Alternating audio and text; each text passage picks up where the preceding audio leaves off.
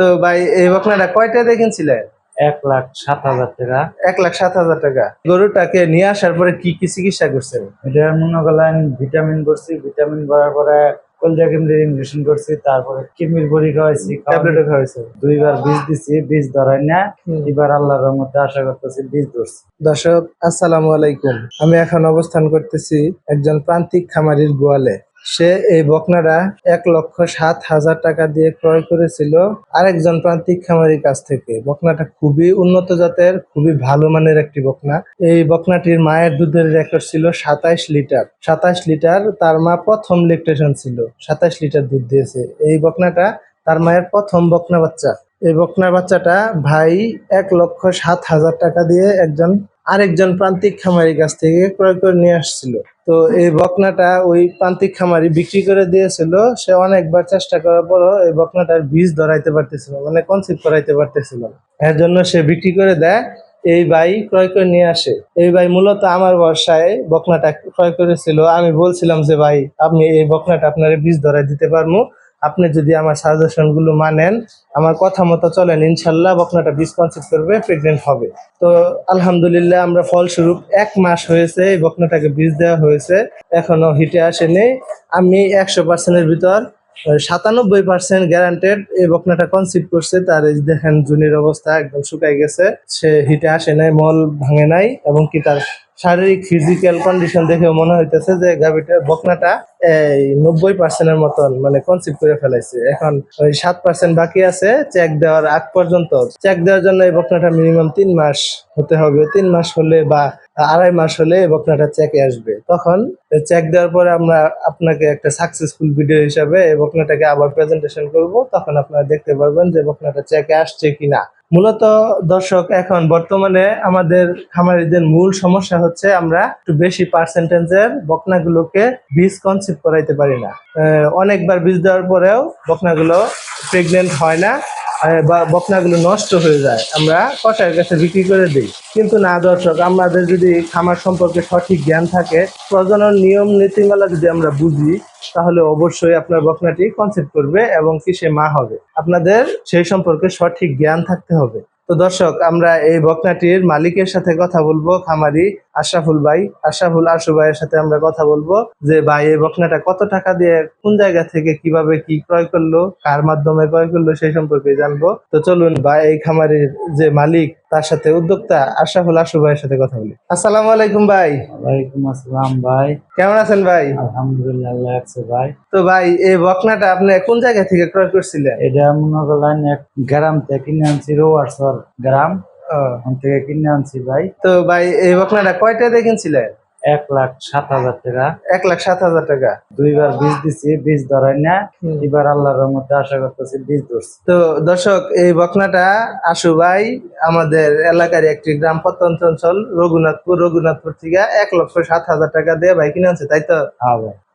এই বকনাটা আমার সাজেশনে ভাই কিনে নিয়ে আসছিল।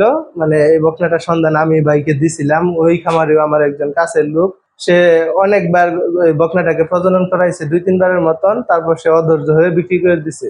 সে করাইছে, তার কি কি ভুল ছিল এবং কি ভাইকে আমি কি কি ভুল ধরিয়ে সংশোধন করে এই গরুটা বীজ ধরাইতে সহযোগিতা করছি, সেই সম্পর্কে আপনাদেরকে আজকে একটু সংক্ষিপ্ত আকারে কথা বলবো, যাতে আপনারাও বকনা গরু সহজে কনসিভ করাইতে পারেন। এই ভাই, আপনি এই গরুটাকে নিয়ে আসার পরে কি কি চিকিৎসা করছেন? এটা মনে করলেন ভিটামিন করছি, ভিটামিন করার পরে কলজা কিমড়ির ইনজেকশন করছি, তারপরে কিডনির বড়ি খাওয়াইছি, ট্যাবলেটও খাওয়াইছে? ট্যাবলেট খাওয়াইছি। খাওয়ানোর পরে মনে করলেন আবার হিট আইছে, আল্লাহর রহমতে সেই সময় বীজ দিছি। প্রথম যে বীজ দিছিলেন তখন কি বীজ রাখছিল? না, প্রথম বীজ রাখছি না, মিস করছি। তারপর আবার বীজ দিছি আল্লাহর রহমতে, অনেক 1 মাস ধরে হয়েছে। যখন প্রথম বীজ দিছিলেন ভাই, তখন আপনার বলছিলাম যে গরুটা কতটুক সময় হিট থাকে সে সম্পর্কে যে জ্ঞান রাখবার লিগে, যে এই আমাদের ফিজিয়ান গরুগুলা আসলে মূলত কোনো গরু আছে 1 দিন হিট থাকে, কোনোটা আছে 2 দিন থাকে, কোনোটা আছে 3 দিন, কোনোটা 4 দিন পর্যন্ত, 5 দিন পর্যন্ত থাকে, 1 সপ্তাহ হিট থাকে।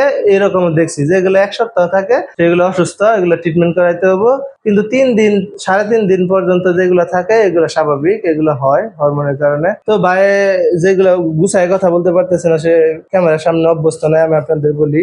এই বকনাটা কিনে আনার পরে ভাই প্রথমে কলিজা কৃমি করছে, প্লাস ট্যাবলেট দিছে। এটা দেওয়ার পরে এটা আপনার এই লিভার টনিক দিছে, জিঙ্ক দিছে। দেওয়ার পরে বাইরে আমি কিছু সাপ্লিমেন্ট সাজেশন করছি, মিনারেলের কিছু ঘাটতি ছিল, কিছু মিনারেল লিখে দিছিলাম, প্লাস হলো কিছু ভিটামিন দিছিলাম, মাল্টিভিটামিন দিছিলাম, প্লাস ডি দিছিলাম, ভিটামিন ডি দিছিলাম, মানে এনওএসডি যে ট্যাবলেটটা পাওয়া যায় বাজারে সেটা দিছিলাম। ভাই এগুলা সব ঠিকঠাক মতন খাওয়াইছে। খাওয়ানোর পরে বকনাটা হিটে আসছে, 2-3 দিন পরে হিটে আসছে।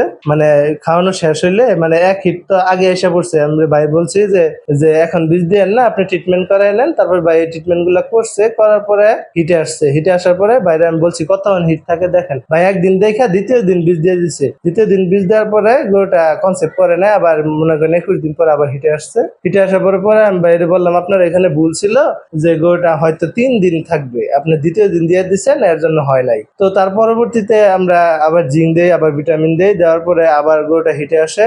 তো কৃমি করা ছিল আগে থেকেই, এর জন্য ভাই আর কৃমি করে নাই। জিঙ্ক ভিটামিন দেওয়ার পরে পরে ভাই এই গরুটারে ডাকে আসলে তৃতীয় দিন আমি বাইরে বলছিলাম যে তৃতীয় দিন আপনি বীজ দিবেন। তৃতীয় দিন ভাই এই গরুটা আবার সিমেন্ট দেয়। সিমেন্ট দেওয়ার পরে আমি বলছি চতুর্থ দিন সকালবেলা আপনি আবার দিবেন। তৃতীয় দিন রাত্রেবেলা দিছে 10টার দিকে, চতুর্থ দিন সকালবেলা আবার দিছে। সকাল ভাই আমার 8টার দিকে দিছেন না? 8টা সকাল 8টা-9টার দিকে ভাই বীজ দিছে। চতুর্থ দিন আবার দিছে। যার কারণে আমি বাইরে বলছিলাম যে আপনি আরেকটা বীজ দেন, ওটা ইনশাল্লাহ কনসেপ্ট করবো। কারণ হলো এইগুলা বড় বকনা যেগুলো আছে অনেক পার্সেন্টেজের, এদের একটা সিমেন্টে খুব একটা হয় না, তাদের একটু বেশি লাগে। তো প্রথম দিন দিলে 24 ঘন্টা এটা কাভার করবে, 12 ঘন্টা মিনিমাম 12 ঘন্টা কাভার করবে। দ্বিতীয় দিন এটা আরো 12 ঘন্টা, 12 ঘন্টার ভিতরে যদি থাকে ও কনসেপ্ট করবে, ডিম আসলে কনসেপ্ট করবো যদি সুস্থ থাকে। তো আল্লাহর রহমত দুইটা দেওয়ার রেজাল্ট আমরা দেখতেছি। 1 মাস হয়ে গেছে, গরুটা এখনো ডাকে আসে নাই, একদম স্বাভাবিক, প্রস্রাবের রাস্তাও শুকাই গেছে।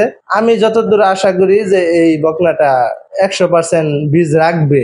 এখন 3 মাস পরে আমরা এটা চেক দিব, তখন আরেকটা ভিডিও করে আপনাদের দেখাবো যে এই আমি যেই টিপস গুলা দেই এই টিপস গুলা কি আসলে কাজ করে কিনা।